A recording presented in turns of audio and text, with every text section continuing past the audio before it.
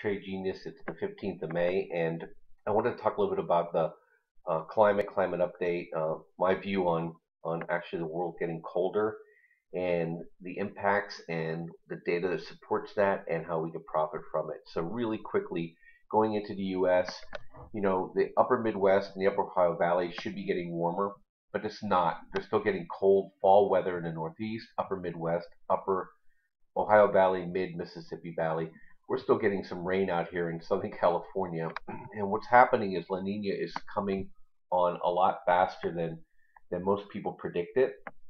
And it's going to cause some issues in the gray belts of Canada, upper Midwest for us, upper Ohio Valley, and actually some other parts, and I'll talk about that in a minute. But uh, we're in for a pretty cool summer, and it's going to be a wet summer, and it's going to affect the ag industry. And then going into some other charts here is that here's the biggie, the global one. This is the one that really, really, really concerns me. The U.S. is going to be inconvenienced, but China's in big trouble. The wheat growing areas are going to be cold, and it's going to affect their ability to draw out enough grain production, and the rice belt is going to be in drought, and it's going to be a big problem for them. Pork prices are already going up. They're trying to devalue their currency to stay competitive and keep their people employed. But if food starts to spike on them, they're in big trouble. So, my theme has been, and it's going to remain that way, is short China, long grains, and eventually short our market pretty aggressively as well.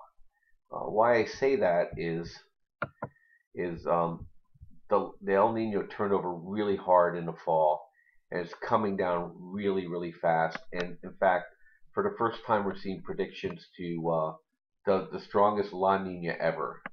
And then we're going to just to show you why they think that is that the blob. They have the big blob, and so the blob is forming, and this is giving them confidence that the ocean's going to be very, very cold. Remember that blob? They didn't know about the warm blob. Well, it left. Now we have the cold blob. So what does that mean for us? When NOAA is already telling you they think it's going to happen, and they're global warming biased, is that they're worried. And what it's going to mean is it's going to be just really high food prices. And so if we're looking at last La Nina, sugar is absolutely very strong, and it's going to remain strong. And the grains are going to be very strong. And so I'm in DBA, if I can type, and you can see it's starting to break out. Sugar's already breaking out. JJG, if you want to be just grain only oriented, it's going to be very strong. It's starting to break out, and it's not supposed to work this way. For 50 years, La Nina years actually meant grain prices pushing down. But since 2005, when we went into the coal phase, it's flipped on its head, and it's really causing these commodity traders to be goofy footed.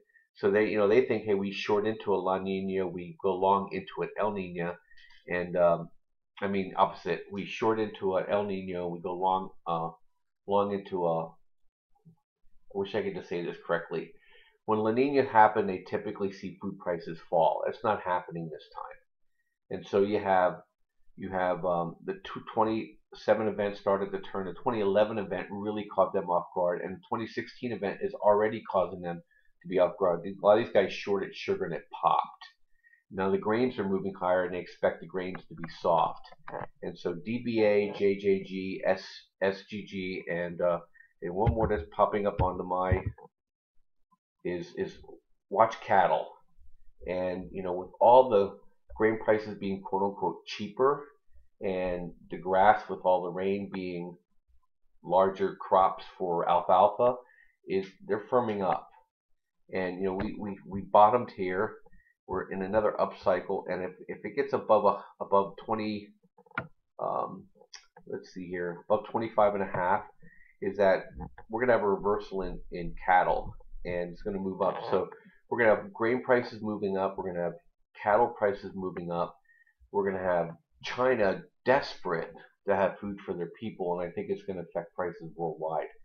And we had an Arab Spring in 2011, so I don't know what spring we're going to have this time, but it's not going to be pretty.